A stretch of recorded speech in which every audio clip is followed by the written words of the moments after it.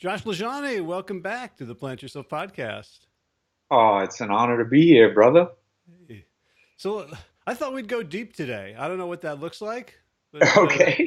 I mean, it's been a while since we had sort of a public chat, Yeah, and there has been. I know a lot of stuff is cooking. Yeah, Or a lot of things going on, right? yeah, yeah. Why don't you start with like just sort of like what's been on your mind? Let's just sort of do a surface level dump, and then we'll see where we want to go. Yeah, for me, like something that's front of mind for me personally, is my physical recovery, my physical body.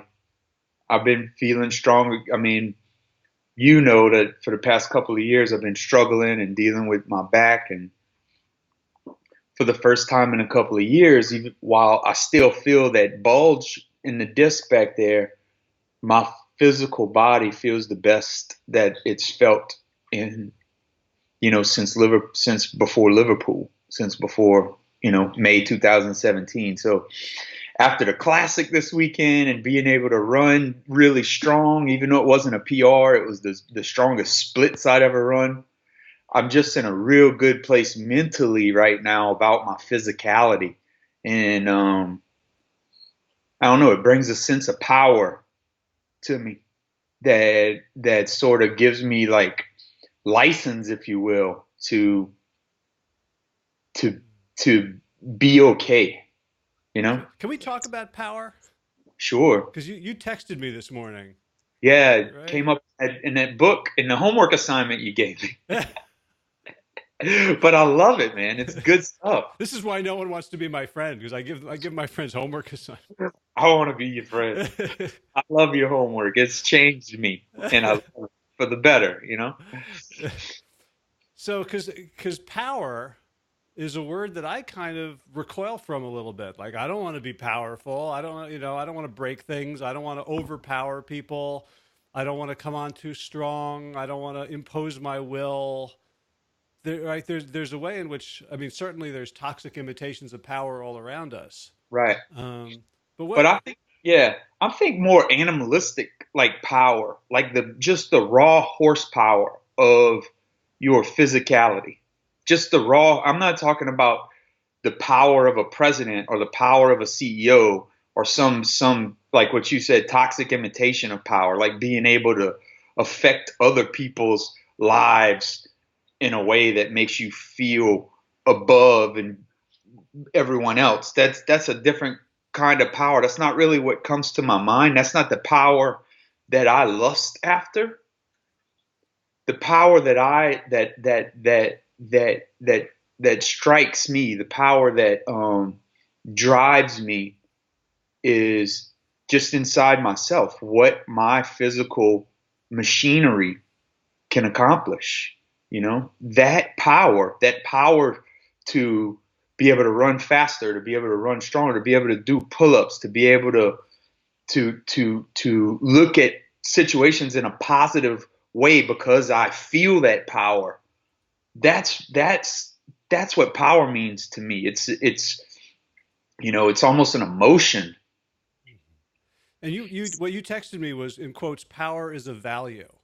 Yeah. So, we did a values exercise in Houston with our client, and we asked people, we gave them a huge list of values like family, faith, integrity, courage, honesty. Power Right. wasn't on the list. Yeah. And I guess, for various reasons, but like, what's the value to you of power? Like, okay, yeah, I can run up a hill. Like someone's Yeah. listening to this and go, okay, But like it good, needs good for Josh. He can run up a hill. But what's the deeper, like the value to explain that to so, someone who so hasn't touched yeah, it? so for me in my life, that power means agency.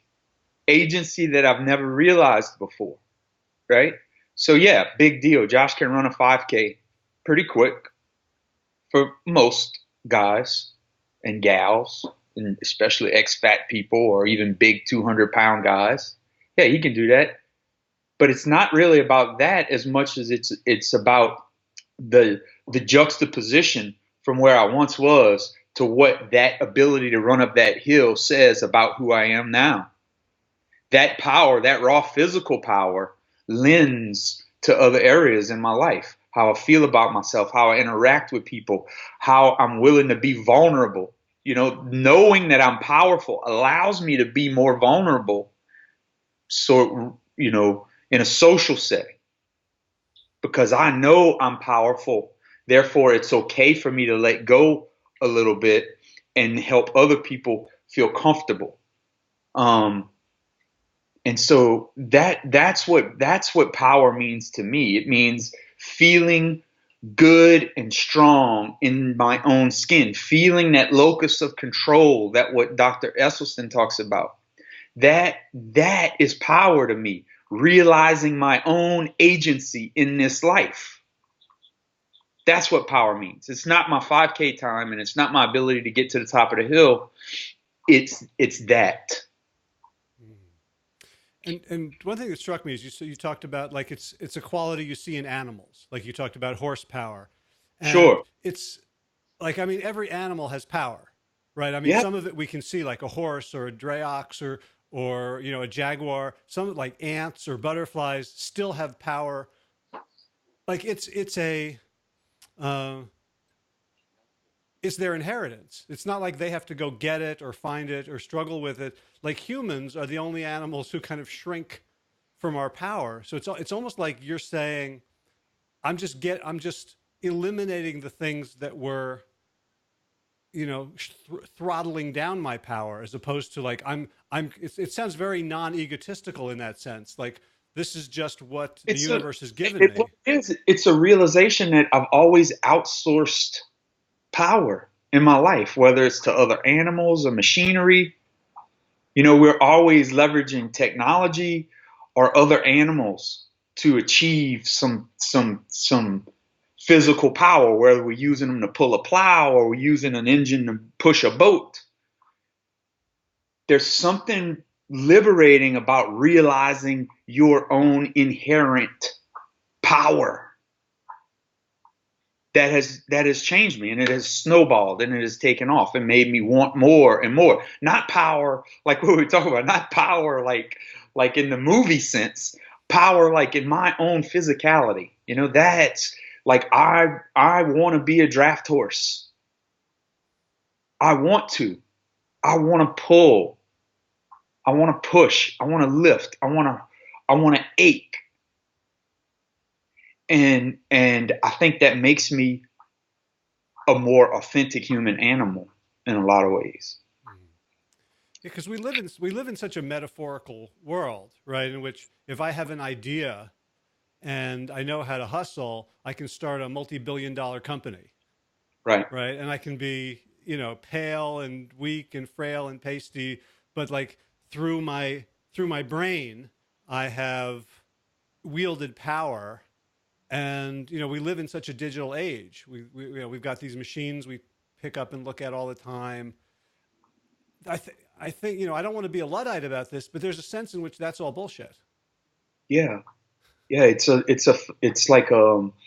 facade of power. Like even if you get all of the money and that all of the accolades and that sort of conventional idea of what power means, the type of power that maybe a Donald Trump wields in the world, right?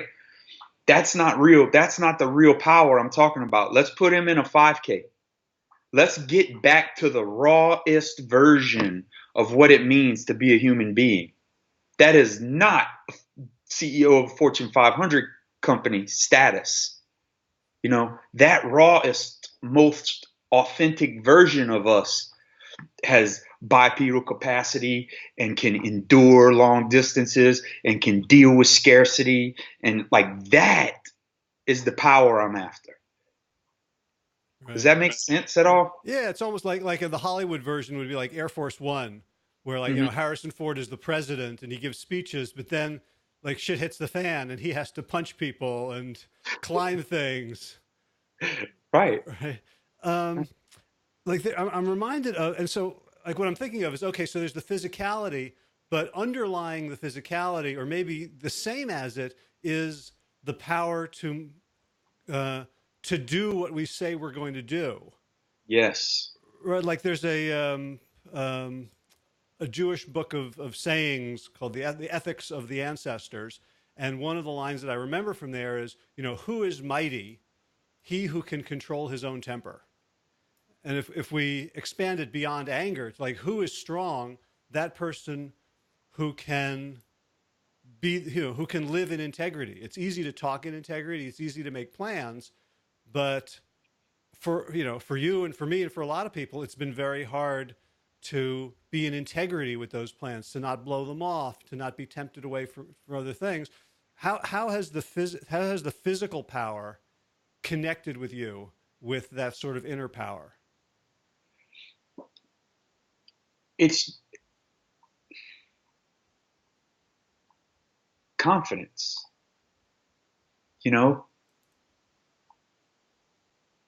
People ask me questions all the time about how you did it, or how do you eat, and so my physical power really lends to my confidence in being a voice for people in need. Like, that's a place of vulnerability, to stick your neck out and say, hey, I know something, right? So that physical power has given me the courage to be that alter ego, if you will, that person who does stand up and say, hey, I got some answers if you're interested. And when you're that guy, your answers are going to be shot down. People are going to poke holes in everything you have to say. People are going to hate on you and go, oh, that you think that's awesome? That's not really awesome. It's only awesome because you used to be fat. You're not really that good at it.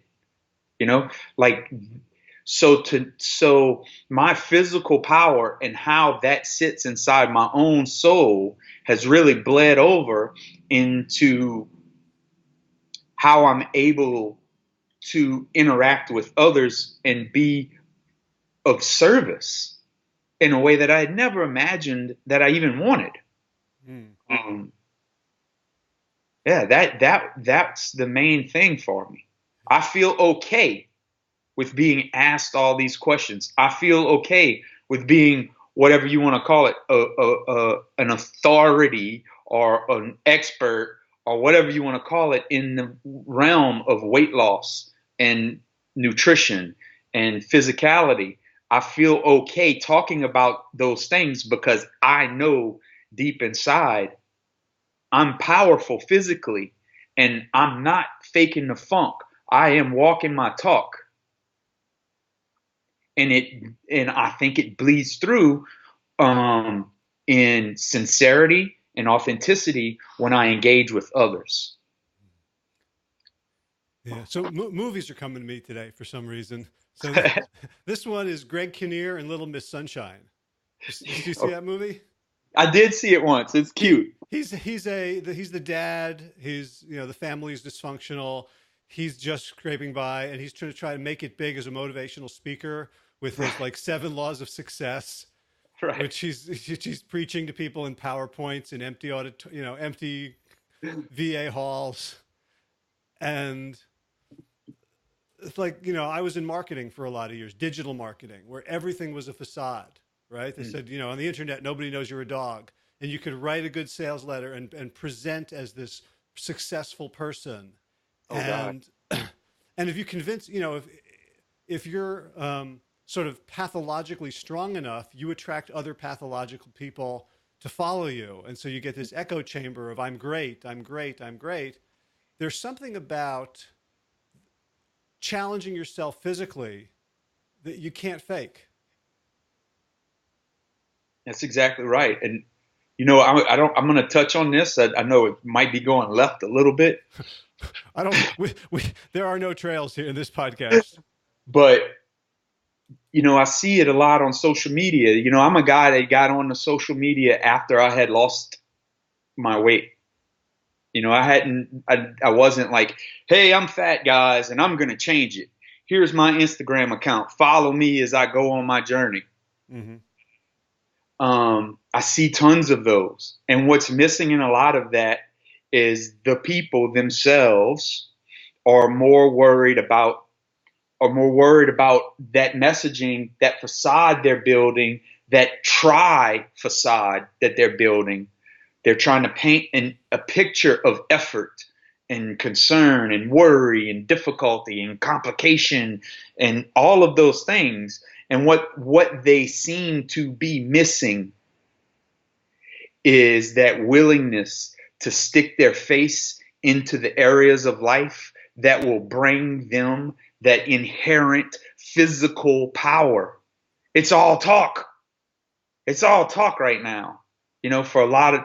And so I made a video yesterday actually, and I deleted it because I was scared it would hurt people's feelings that maybe head up some of these accounts online. These, hey, I'm fat and I'm going to lose it, watch me accounts. And it hardly ever works out. And so for me, being able to stand in a space where I am unabashedly proud of the physical power I've built in my life for my own self. And I know what it has taken me to get there, and to see that relinquished by someone who would rather take the hey, big is beautiful tact. Oh well, I tried to lose weight, but big is beautiful. We'll just do that instead. That tact is frustrating to someone like myself, but not just for me. It's frustrating. What's frustrating is the messaging to, I know, all of the people that are watching. There's a certain disingenuous nature to those facade type of accounts that's very frustrating for me as an outsider looking in, Yeah, well, I mean, it's a funny word. It's an account. Yeah. And people I think they're doing it because they have a sense that this is going to give them accountability. Right. And there are ways in which you say, yeah, publicly, this is who I am and this is who I'm going to become. Hold me to it. Could theoretically work, but I think there's a collusion between, right? Like if I'm a follower, if I'm following you and you're 420 pounds and you announce, hey, guys, I'm going to lose it. And then you make a post that's like, well, I kind of, my ankle was tweaked. I didn't feel like doing my run today. I'm going to be like, hey, Josh, it's okay. You still got this. I'm not Right. going to be your coach. I'm not going to say, hey, fat ass. What you're going to be an enabler. Yep. Right. Because I would never, that's not my place. I would never do it. And so you get this echo chamber of people who want to be okay with where they are. They want to change. They want to have changed, but they're not willing to change. Right. Right. I know. And it's frustrating because then that sort of, for all of the people following those accounts, it's just further proof to them that this thing is impossible. This person's kind of semi-famous on social media and she or he can't get it together. Right. Look at Oprah. Right. Exactly. Right. And so for me, my physical power that I build, that I wake up every day, that I work on, it's my craft. It's what I love. Feeling powerful, feeling that engine, feeling what God gave me as my parts and pieces that makes me an animal on this planet.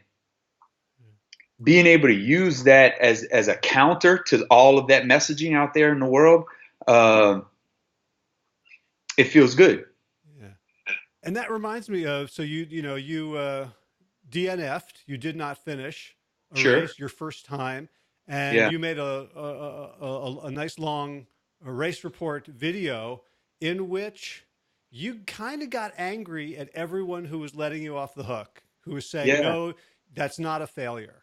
Like the one time you get rude on social media is when people try to take your failure away from you. Right. Talk about that. Failure is where all of the good shit lives. Failure is where all of the success is going to come from. Failure is where all of the next steps in your progress live. And without failing, you're not doing anything. You're not doing anything. You're playing. If you're not sticking your neck out there far enough to get your throat cut from time to time and bleed out on the floor, you're pissing in the wind, man. You're doing the same thing you've always done. You're doing the same thing you've always done. You push just hard enough until you feel resistance and you go, nah, I don't like resistance. And until you can, like, so here's another boating analogy. Like if you're out in the Gulf, say, right? And the wind picks up and there's a chop, right? You don't want to go with the waves and try and ride the troughs because the waves are coming from this way and it's going to be too bouncy. No, you'll capsize your boat. You turn into the chop. You put your bow, because that's what that bow is designed for, to cut the chop. Yes, it might not be the direction you want to go right now. Yes, it might bounce the ice chests around a little bit and stuff like that. But put the trim tabs down, get the bow down a little bit, trim the motor down a little bit, slow it down, and hit the chop head on and make progress through the chop. That's kind of how I see, how to get progress is if you're turning and you're going in with the troughs, trying to avoid that chop, you're going to capsize. You're going to fail in a big way. Not like a useful failure that's incremental, like, oh, I tried to do that didn't work, so it slipped back a little bit, so I'm going to go reattack. No, you're talking about a give up failure if you get capsized.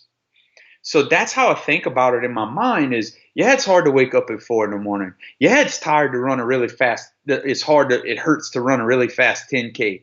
Yeah, it's all consuming and feels like masochism to run 100 miles, But all of that difficulty, all of that stuff has gotten me further along in my journey than turning from the chop ever did. I was just rolling with the waves for a long time in my life. And now that I've turned the bow into the wind and into the chop, I feel like I'm finally getting somewhere. And it's amazing. And I would have, it's a scary thing though. It's a scary thing to trust that vessel to take on the waves. Well, because it looks like, I'm not a sailor, but when I watch, video of like boats in storms, like it's not what I would normally do. It's like, up in the Northeast, we're told turn the wheel into the skid, right? If you're on ice. Like, yeah, right. That's good advice, but just try doing it. Yeah. Yeah. Right. Right. So there is a way in which I think you have to trust that your failure, which is from the same root as falling or stumbling, that, you can hit the ground. Right. Like I used to teach, I don't know if you know this about me. I used to teach circus skills. So like juggling, clowning. So I taught unicycle. And, unicycle, people don't realize how hard it is because, a bicycle, you can fall sideways in 2 directions. Unicycle, you can fall in 360 degrees and you absolutely will fall. And the trick to the unicycle is there's 3 points of weight. There's your butt and then there's the 2 legs. And what we want to do when we get tense is we want to use our legs. But you have to think about it like if all your weight is on your butt, then it gets really easy to pedal. If your weight's on your legs, you can't do it. And so what we have to do is teach people that it's to fall. Like it's okay to just fall over. The unicycle is padded on all the sides it could fall. And people had to feel really, really comfortable that I will fall and it will not kill me. And only then did they have the ability to concentrate on the task itself of balance and motion and movement. And it takes surrender to that that very inherent natural process. Just like think about a baby learning to walk, of failure and knocking the dirt off, getting up and repeat. Like my friend Ria was just in a podcast the other day, and she talked about how her parents, she grew up in a rodeo family, and the horse would buck her off, and the horse would run back to the barn, and she'd have to walk all the way back home, and then the first thing her dad would make her do was what? Get back on the damn horse. That's the last thing you want to do, right? But it doesn't feel right to do that But it's only because we have the option to avoid those things. Animals that live out in the world don't have the option to avoid the failure that teaches you how to grow into a stronger and stronger, more powerful being. Yeah, it's a good thing. It's a good thing we live on this planet with gravity, right? It's like it's like this safety net. Like imagine, you trip the Crescent City Classic and you go floating away. Ah, shit, we lost Josh. Yeah. Right? Like we're dialed in pretty good Yeah. to the planet. And I think not to get too woo woo, but the ability to move on the Earth comfortably without needing a vehicle, without needing you know fossil fuels, is a source of power. It's like Yeah. it's not my power. It's like life's power flowing through me, and the Yeah. Earth is like the biggest piece of life, we could source from. And maybe that all of that makes me think of that saying that I've told you that Bam Bam used to repeat, that his dad said all the time, that I'm 190 pounds, 6 foot 2.5, and I cover the ground I stand on. And that's what that means to me. Like I cover the ground I stand on. I stand on this earth as a human being with this very certain and specific and unique bipedal capacity, you know? And yes, that's my stature. I'm a 6 foot 3.5, 195 pound man, and I cover the ground I stand on, literally. My territory, I cover it daily with my feet. If you look at a heat map of me around Thibodeau, there's going to be squiggly lines of I've covered all of it, right? That makes me feel good. That makes me feel powerful. That makes me feel useful. Right. And you think about the way in which, if you take on the one hand, like this technological dominator culture that we have, that we want to, humans are going to, we've basically colonized the earth. We've messed it up. We've destroyed the climate. We've polluted everything. And yet, we're going to keep going because our technology will solve it. On the other hand, you've got sort of gentle, sensitive environmentalists who are like, no, we need to back off. Humans, everything we touch turns to shit. Let's diminish ourselves. And you're saying something totally different, saying that a human in partnership with life, it's not that it's okay to cover our ground. It's required of us. God damn, yes, it's required. Yes, you have stepping if you're not doing it. And that's the lesson that my Bam Bam gave me through his dad. Yes, it's required. And now he taught me what I would say is a toxic misinterpretation of that. He meant when he covered the ground, he meant he'd slap you in your mouth if you didn't respect his reign. Right? And that's a little bit different, but it's the same sentiment to me. Instead of slapping you in your mouth, I'm just more powerful than you. I'm more powerful than you physically. I don't have to physically assault you. You know it just by me standing there, just by me covering my ground. And that gets people's attention. Well, you also very consciously and overtly invite people to join you in the power. Yes. Right. I mean, you started the Missing Chins Run Club. You are everywhere you go. You're like, this is the good stuff, right? You're doing the waggle dance. You're not like the bee saying, "I'm the king bee." No, Right? not at all. There ain't no Right? king bee, right? No, not at You're all. like, But to gain influence on others, it's useful to be able to have that sort of mentality of, yeah, I do feel good. I do feel like I have something to offer, you know? Yeah. And I think the way I carry myself uh, is I try to make that evident. And that's what I think is at the crux of what Bam Bam and Big Pop were getting at. I want to shift gears a little bit, but to connect with, you know, your heritage. If I could share the picture you sent me from Facebook, Oh yes. Oh my God. Yes. right? It Yeah. was a picture from 10 years ago of your grandfather, your Bam Bam, standing there proud as anything. And it says, Bam Bam says, hell yeah. And so at the same time, you have, you know, this unmeasurable love and longing for him and for everything that he represented, and your mama and your family and your culture. And you've moved really far away from it in lots of particulars. And we were talking about this idea of grieving and loss, right? A mutual friend of ours was talking about wants to give up sugar. Sugar is really wreaking havoc on him.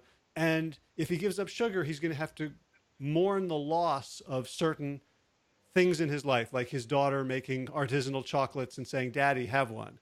And like not wanting to diminish it or say, "Hey, there's other ways in which you can bond with her. There's other ways." Like that's all true, but to still recognize that there's a loss. Can you talk a little bit about how you navigated grieving for things that you didn't have to give up?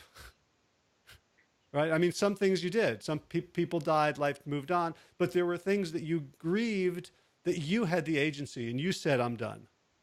Yeah. Yeah. And especially in keeping with what we were talking about with my Bam Bam is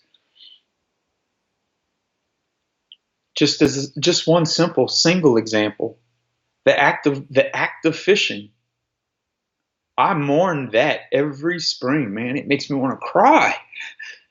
It makes me want to cry that I know I'm not going to go get 200 cockatoos and go out into the Gulf and put a hook through them and stick them on the bottom with a weight near one of my favorite rigs offshore and catch speckled trout that my Bam Bam would be proud of.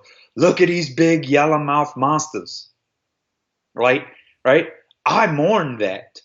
I miss it so much I could cry. But I'm also very proud of what it signifies.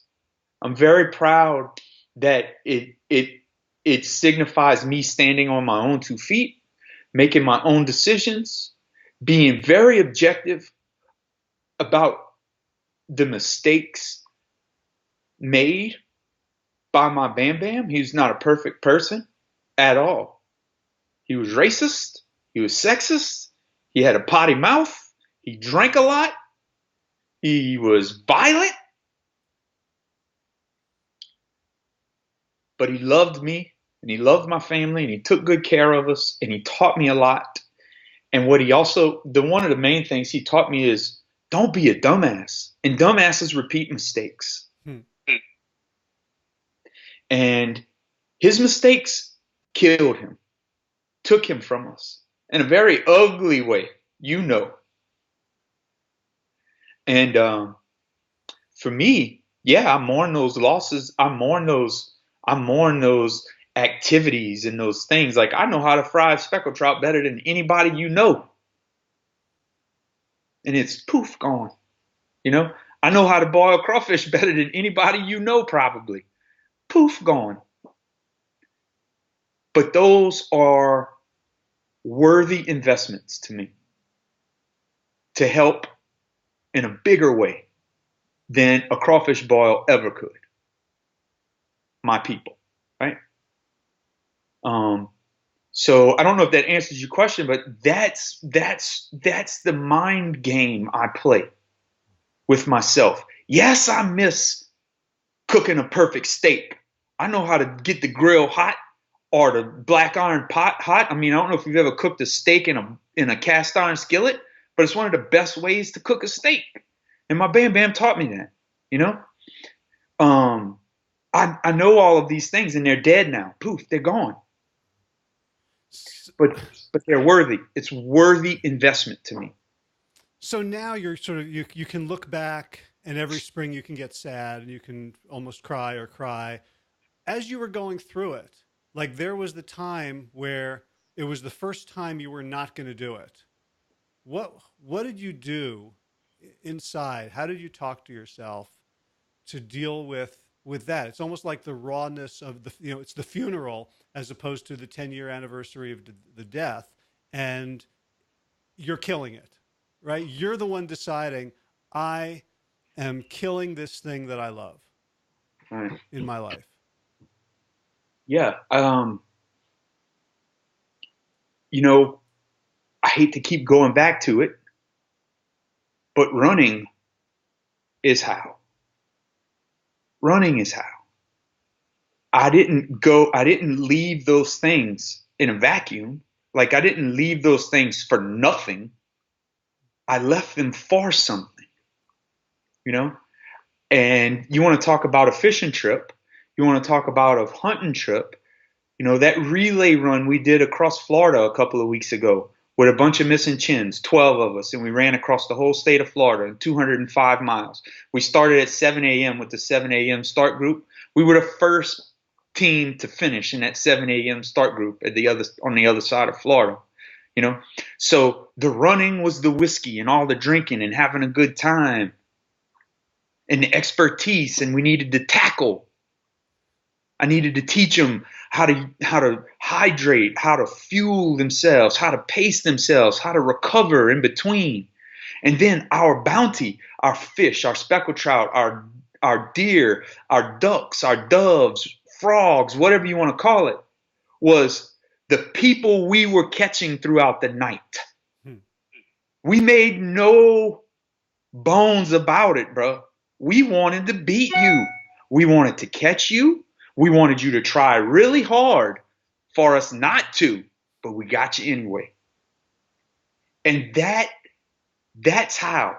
It didn't go anywhere. That drive to hunt and gather is still there. I'm doing it in what I feel is a much more authentic way than getting at the helm of a vessel with a 300 horsepower 4-stroke engine on the back and spending $100 worth of fuel to get out to a rig where I use $100 worth of bait to catch fish on $1,000 worth of tackle, right? That's a whole different ballgame. That's a more toxic imitation of this very inherent drive as a human to hunt down sustenance, and achievement and progress and the next thing for the tribe, the next thing for the pack. That's powerful to me. So it wasn't like a conscious decision, Howie. It was just, that's what was accidentally happening. That's what was happening at the same time. And I must say, like, even after I had gone plant-based, even after I had started identifying as vegan, I did go fishing. It was my Bam Bam's birthday, and I have some pictures of me very thin in my current body with a big giant speckled trout on the boat.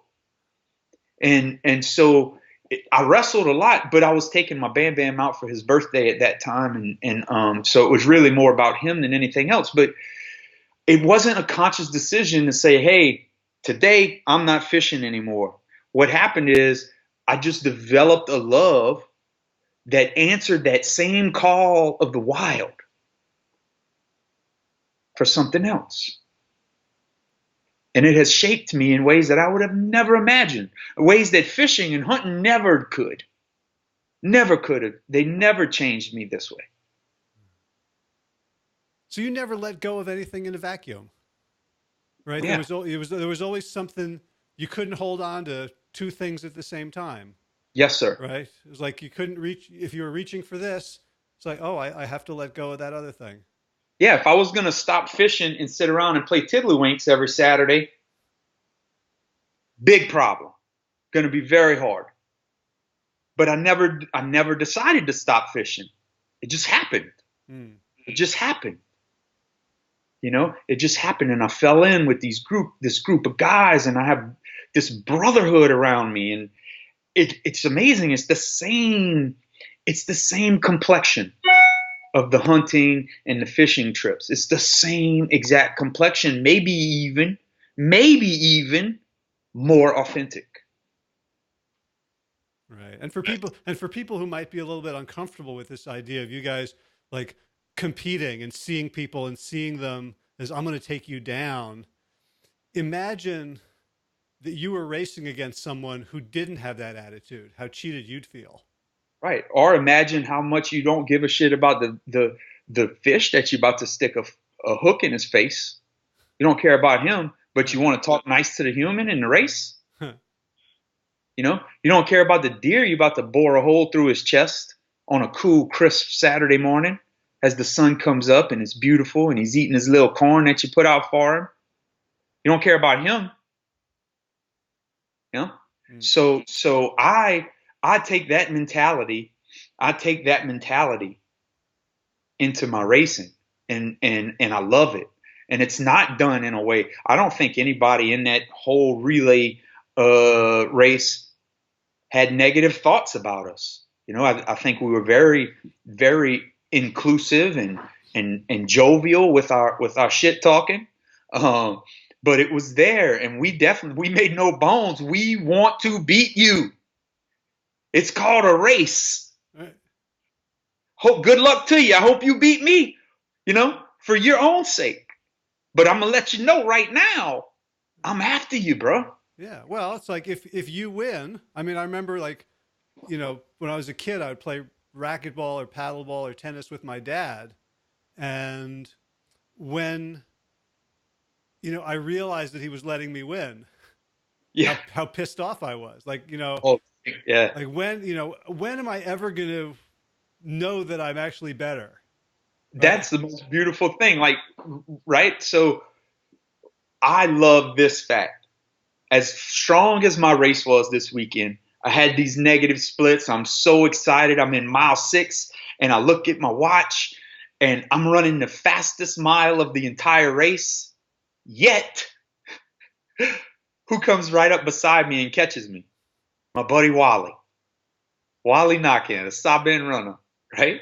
He comes right on the side of me and catches me and he looks at me and gives me a little shit-eating grin and he gives me one of these.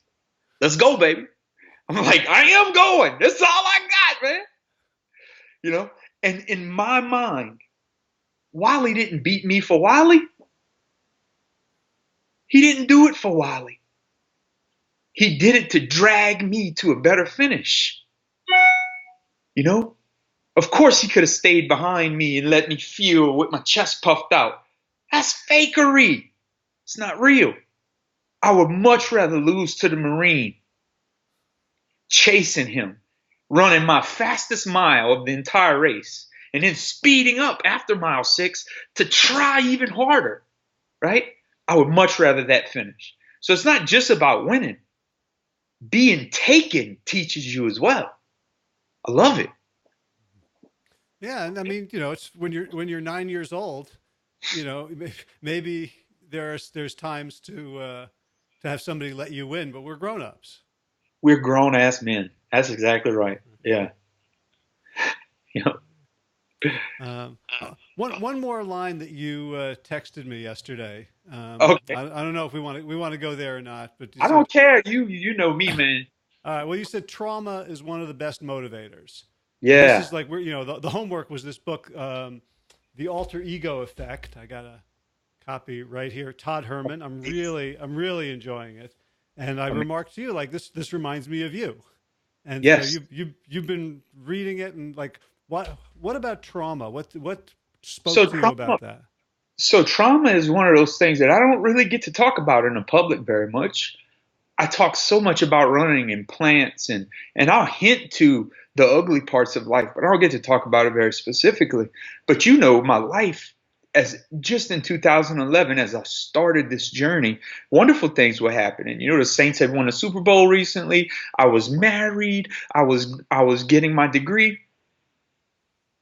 But at the same time, I was having family turmoil. I was having lots of trauma, like norms inside our familial structure just being completely blown apart.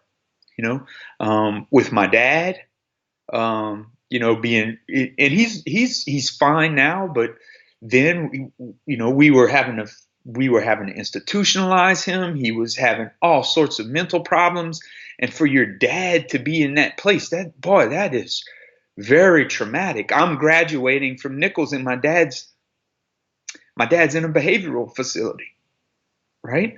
That's very traumatic. My dad had to call me and tell me congratulations from a psych ward. At the same time, um, you know, it's becoming evident that my Bam Bam is getting worse and worse and worse. Um, at that time, he was still driving and still able to hold a conversation and make decisions and do all of that stuff. But I knew what he was dealing with, and I knew what was coming.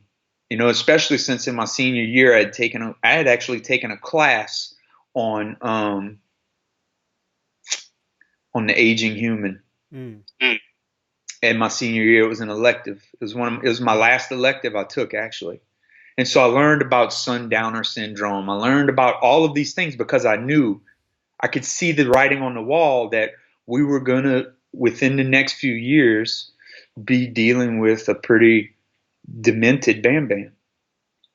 And so those real ugly, and we're not even going to get into why my dad was being institutionalized. But those very traumatic things that were happening in my life, not only did they make me want to go a different direction than what I had realized and known as normal my whole life, but it also, in a way, made me de facto like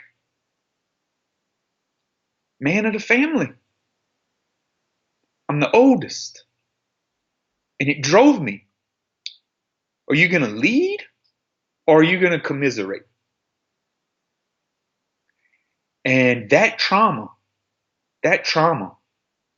sent me down the road. I eventually got to running and plants and positive mindset and all of that stuff. But that trauma repelled me from my old norms in a big way. Trauma definitely motivates us, right? It motivates most people. It motivates into a kind of folding up. Yeah.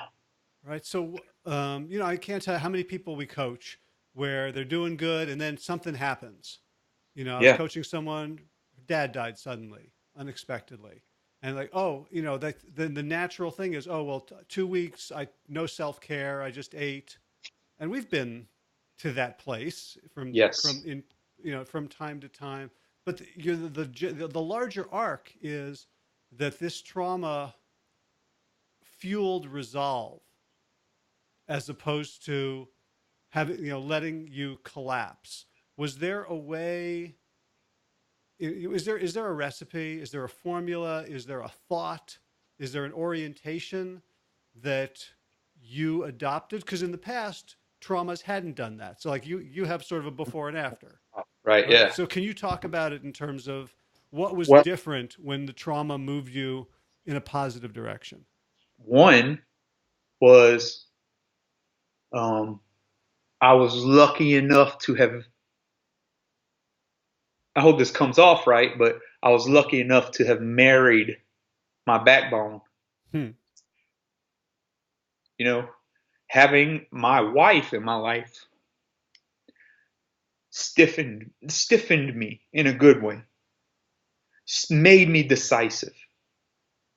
Um, and she's the one that led me to this education process of finally earning my degree. So those two things combined, having a wife who I knew had my back and was not about the bullshit. Not about the bullshit. Let's be objective, Josh. What are the discernible, possible, most pragmatic next steps in this situation? Forget all about the other hullabaloo noise that's happening, right? And then, and the other thing was inside my own brain. I was feeling more positive about myself because I felt smarter. You know me, I struggle with calling myself smart all the time. All the time. I'm always trying to present as much dumber than I actually am because it feels safer Mm. for me.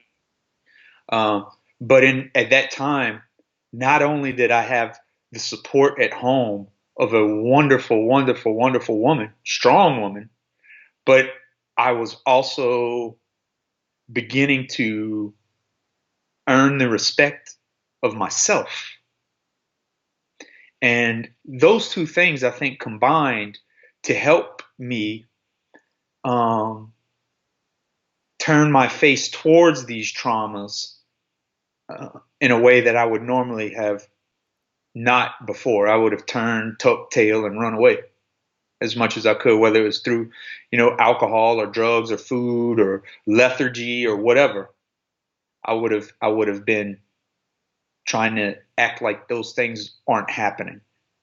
Meanwhile, that's all I can think about in the back of my head. Very toxic circle to live in. And for the first time ever, we were looking at things objectively and trying to make pragmatic decisions while honestly, and I love them and they'll admit this too, the rest of the family's going,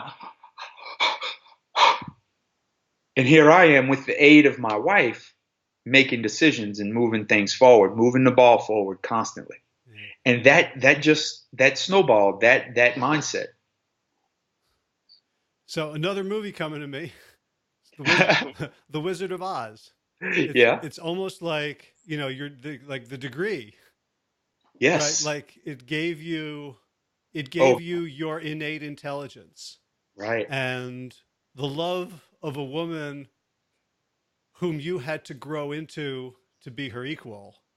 Kind Yeah. of gave you your own sense of self worth. It didn't, it's like what I love about the Wizard of Oz is that he doesn't give them anything, right? He gives them symbolic, like they already have it. They already had it. Yes. And you used the environment to choose to reflect back to yourself things you already had, Yep. um, to be able to say, I can handle this. Yeah. The more I went to school, the more I learned that I already knew a lot. And that made me feel powerful. And it made me feel confident and it made me just say, screw it, man. What's next? Let's go. What's next? Got the degree done. What's next? I'm going to unfat myself. That's next. Mm. Let's unfat this body, baby. And so we start moving. And what's next? I lost 50 pounds. Damn, lost 50 pounds by graduation. That felt like a big win. What's next? Crescent City Classic. This running thing that helped me lose this 50 pounds, that's what's next, the classic. Let me go see if I can actually run a race, right? What's next? Ooh, do it in under an hour. Got it. What's next? And that's driven me all the way to being here with you. What's next? Right. And just coming back to this most recent classic, which sounds like it's been your favorite run, even though it was 3 minutes and change off of your PR, your personal record. Right. PRs are kind of, I mean, they're useful, but they don't mean very much Oh, it's just because a simple data point. because the body, like, we're a different body every time we get up.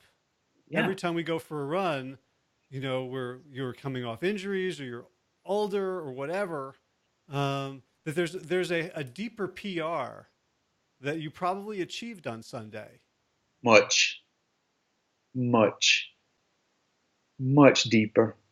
I was so proud of myself for not feeling the urge to show others how fast I am.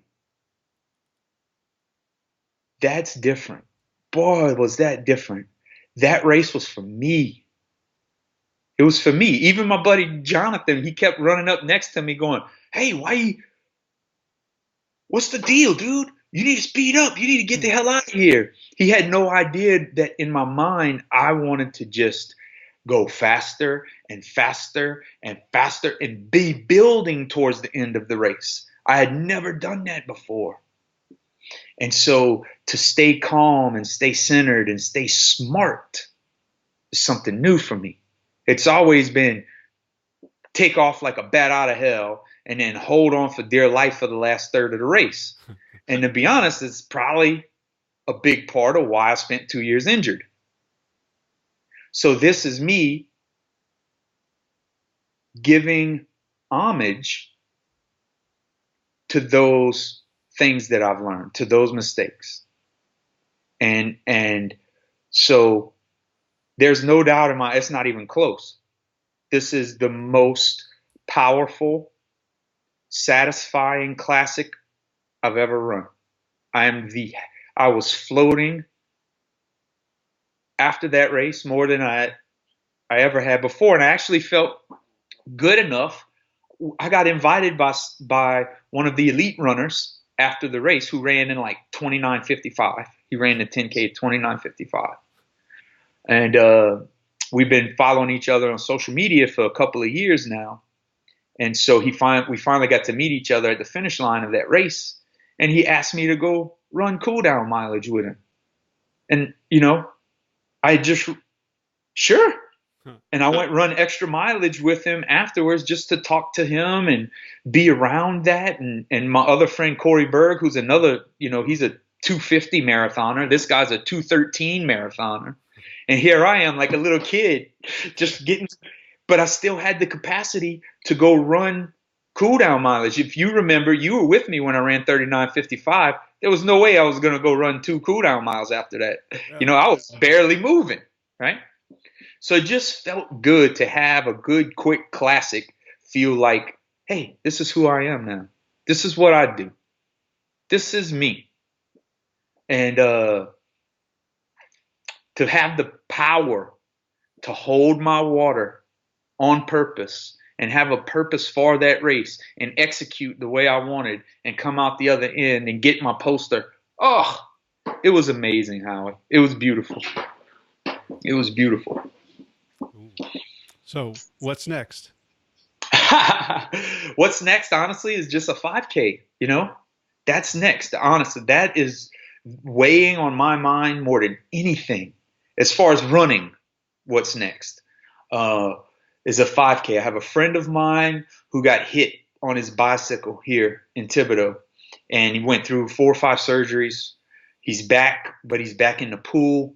He's not going to get on the bike again. So we recruited a bike guy, and we're going to do a triathlon relay in New Roads. And I want to be able to give him the fastest 5K time imaginable for this 41-year-old body, that used to weigh 420 pounds. And that's what's next. That's got my focus right now. I want to kill it. All right. Well, I'm good. I feel like we got a lot of stuff out. This was a lot of stuff like, we talk almost every day, but I think this hasn't come up. Like, I think we no, right. Yeah, this felt good.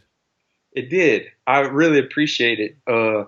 It's fun. We should do this more, I think, maybe. I love it. We always have these fun conversations, and it's not being recorded or anything.